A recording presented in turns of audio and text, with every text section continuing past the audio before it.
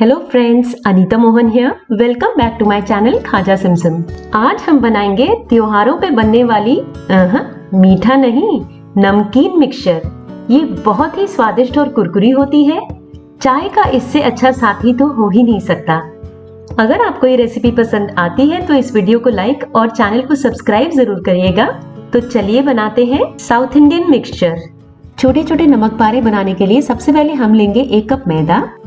उसे अच्छी तरह से छान लेंगे ताकि उसमें कोई भी कण या गर्दा हो वो निकल जाए। फिर उसमें डालेंगे आधा टीस्पून नमक और 2.5 टीस्पून कुकिंग ऑयल। आप चाहे तो घी भी डाल सकते हैं। सबको कर लेंगे आपस में अच्छी तरह से मिक्स और इस मिक्सचर से मुट्ठी बनाने की कोशिश करेंगे।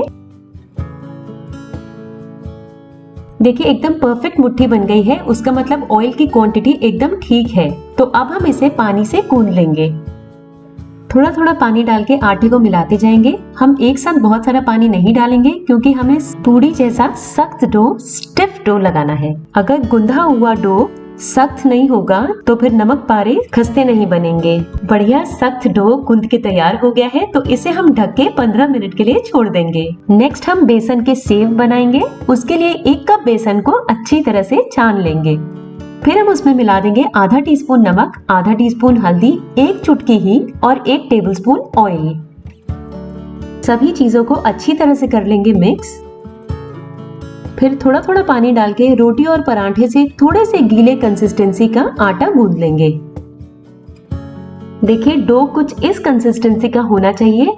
फिर हम इस डो को ढक के 10 से 15 मिनट के लिए छोड़ देंगे। नमक पारा बनाने के लिए अब आटा बिल्कुल तैयार है। तो हम उस डो की 3 लोइयां तोड़ लेंगे और हाथ से रोल करके एकदम इवन और स्मूथ बॉल्स बना लेंगे। फिर हम उन लोइयों को एक एक करके बेल लेंगे। इसे हम जितना पतला बेल सकते हैं अनियन स्किन जैसा पतला बेल लेंगे। डो थोड़ा स्टिफ है तो थोड़ा दम लगा के बेलना पड़ेगा। इस पतली बेली हुई शीट को हम नाइफ की हेल्प से छोटे छोटे डायमंड शेप में काट लेंगे। देखिए पहले हम एक डायरेक्शन में इस तरह से स्ट्रिप्स काट लेंगे। फिर डायमंड शेप बनाने के लिए इन्हीं स्ट्रिप्स के ऊपर डायगोनल लाइंस काट लेंगे। इन डायमंड शेप्स को फ्राई करने के लिए अब हम एक प्लेट में निकाल लेंगे। देखिए ये नाइफ से स्क्रैप करने से बहुत इजीली प्लेट में गिर जाता है। नमक पारों को फ्राई करने के लिए हम ऑयल को हाई टेम्परेचर में गरम कर लेंगे। ऑयल का टेम्परेचर चेक करने के लिए हम एक नमक पारा ऑयल में डाल देंगे। देखिए इसमें बबल्स आ गए हैं और एक तुरंत तैर के ऊपर भी आ गया है। उसका मतलब ऑयल का टेम्परेचर एकदम गर्म और परफेक्ट है। तो इस गरम तेल में हम डाल देंगे सारे डायमंड शेप्स। तुरंत ही हम लैडल को या पलटे को तेल में इस तरह से घुमाएंगे ताकि अगर कोई भी डायमंड शेप्स आपस में चिपके हो तो वो अलग हो जाए। अब हम फ्लेम को लो से मीडियम करके 5 मिनट तक इन्हें सेकेंगे। नमक पारों को ज्यादा डार्क नहीं करेंगे। जब वो कुछ इस तरह के लाइट ब्राउन कलर के हो जाएंगे तो हम उन्हें छलनी में निकाल लेंगे। छलनी से हम उन्हें एक पेपर टाल में डाल देंगे ताकि पेपर उनका पूरा ऑयल अब्सॉर्ब कर ले। नेक्स्ट हम बनाएंगे बूंदी, जिसके लिए हम लेंगे 1 कप बेसन। उसे भी हम अच्छी तरह से छान लेंगे।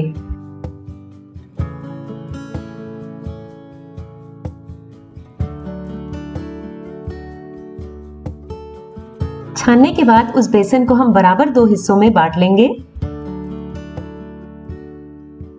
दोनों हिस्सों में हम डाल देंगे आधा टीस्पून नमक और 1 टीस्पून ऑयल। एक हिस्से से हम बनाएंगे पीली बूंदी, दूसरे हिस्से से हम बनाएंगे लाल बूंदी। ये मैजिक कैसे होगा मैं आपको आगे बताऊंगी। अब हम एक हिस्से को रेड कलर का बनाने के लिए उसमें मिलाएंगे मैजिकल पानी, जो कि है शलगम यानी कि बीटरूट जूस। मैंने शलगम को मिक्सी में पीस के उसका जूस निकाला है। मैं जहाँ तक हो सके अपने रेसिपीज में आर्टिफिशियल फूड कलर के जगह पे सब्जियों से नेचुरल कलर का यूज करती हूँ। जैसे शलगम से रेड कलर, गाजर से ऑरेंज कलर और पालक से ग्रीन कलर। देखिए कितना ब्यूटीफुल रोजी कलर आ गया है बेसन में शलगम का जूस मिला के। इसको हम बहुत अच्छी तरह से फेंटेंगे ताकि ये मिक्सचर एकदम एरेटेड हो जाए और फ्लफी हो जाए। मैंने इसको लगातार 2 मिनट तक फेंटा है। देखिए इन बबल्स को देख के पता चल रहा है कि ये कितना फ्लफी है। इसी तरह से हम बेसन के दूसरे हिस्से में हल्दी मिला के अच्छी तरह से फेंट के रख लेंगे। नेक्स्ट हम बनाएंगे सेव। सेव बनाने के लिए बेसन का मिक्सचर एकदम तैयार है। इसके लिए हम यूज कर रहे हैं ये सेव बनाने वाली मशीन। ये किसी भी बर्तन की दुकान में बहुत ही इजीली मिल जाती है। इसको हम इस तरह से घुमा घुमा के खोल लेते हैं। इसमें कई सारे सांचे होते हैं अलग अलग शेप्स के नमकीन बनाने के लिए। जैसे कि ये रिबन शेप, ये बारीक नमकीन के लिए, ये स्टार शेप के नमकीन के लिए और ये मोटे सेव के लिए। हम जो सेव बना रहे हैं वो इस बारीक होल वाले सांचे से बनाएंगे। अब हम इस सेव की मशीन को हर तरफ से कुकिंग ऑयल से अच्छी तरह से ग्रीस कर लेंगे। बेसन के मिक्सचर को हाथ में लेने से पहले हम हाथों को अच्छी तरह से ऑयल से ग्रीस कर लेंगे। अगर बेसन फूल के ड्राई हो गया है तो उसमें पानी मिला के इस कंसिस्टेंसी का बना लीजिएगा। अब इस मिक्सचर को हाथों में रोल करके एक ओवल सा शेप दे देंगे। मशीन के अंदर डाल के ढक्कन लगा के लॉक कर लेंगे। ऑयल के ऊपर हाथ फेर के चेक कर लेंगे। ऑयल हाई फ्लेम में अच्छा गर्म होना चाहिए। फिर हम मशीन को घुमाते हुए सेव को ऑयल में ड्रॉप कर देंगे। बेसन में बहुत पानी होता है तो सेव डालते ही बहुत झाग आता है तेल में, उसके बाद वो तुरंत ही तैर के ऊपर आ जाता है। सेव बहुत जल्दी सिक जाता है तो इसे हम 1 मिनट में ही पलट देंगे और दूसरी तरफ से सेक के पेपर टाल पे निकाल लेंगे ताकि पेपर उसका ऑयल अब्सॉर्ब कर ले। नेक्स्ट हम बनाएंगे बूंदी, जिसके लिए हम लेंगे इस तरह का झबिया या पलटा, जो भी आप कहते हैं। हाथ फेर के ऑयल का टेम्परेचर चेक कर लीजिए, वो हाई फ्लेम में अच्छा गर्म होना चाहिए। पहले हम शलगम का बैटर यूज कर रहे हैं। बूंदी को हमेशा इस तरह से ऊपर से ड्रॉप करें जिससे वो हमेशा गोल शेप की बनती है। देखिए एकदम परफेक्ट गोल गोल बूंदियां बन रही हैं।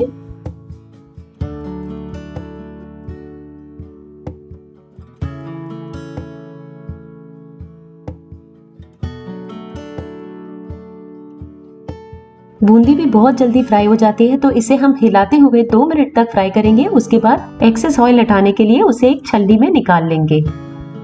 नेक्स्ट हम फ्राई करेंगे 1 कप भुना चना, जो किसी भी ग्रोसरी शॉप में आसानी से मिल जाता है।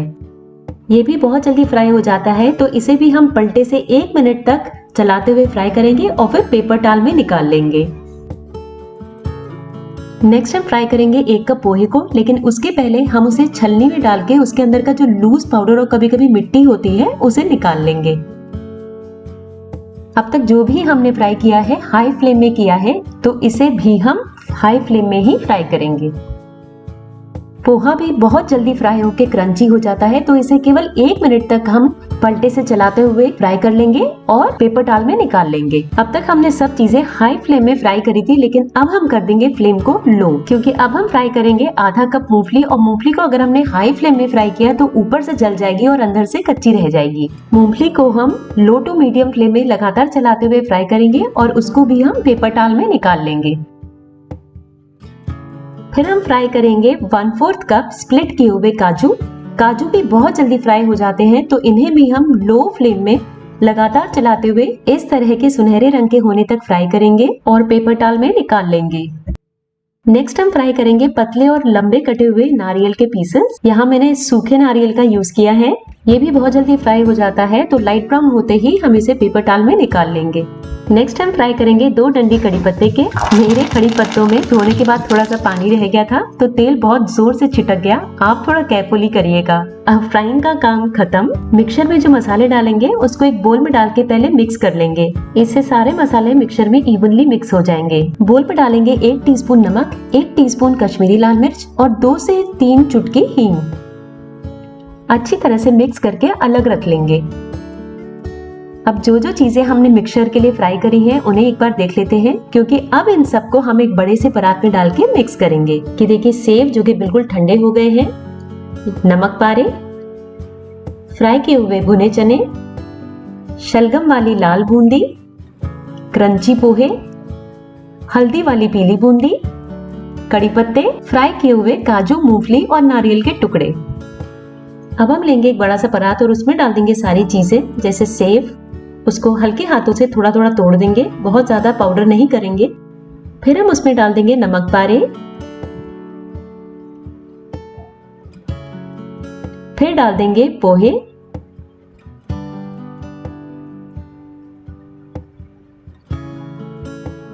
लाल बूंदी, पीली बूंदी,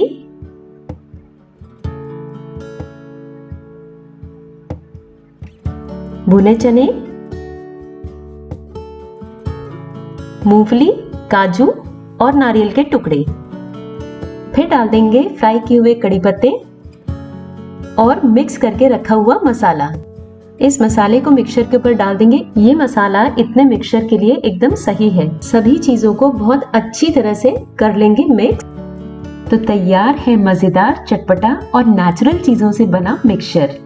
ये बहुत ही आसानी से घर की चीजों से ही बनके तैयार हो जाता है, जिसे हम महीने भर एयरटाइट कंटेनर में रखकर खा सकते हैं। इसे आप ट्राई करिएगा और अपना एक्सपीरियंस कमेंट बॉक्स में जरूर शेयर करिएगा। मुझे पढ़कर बहुत अच्छा लगेगा। फ्रेंड्स और रिलेटिव्स के साथ शेयर करिएगा। अगर आपको ये रेसिपी पसंद आई तो इस वीडियो को लाइक और चैनल को सब्सक्राइब जरूर करिएगा। बेल आइकन हिट करना मत भूलिए ताकि आपको मेरे सारे लेटेस्ट वीडियोस के अपडेट्स आते रहे। Thank you for watching.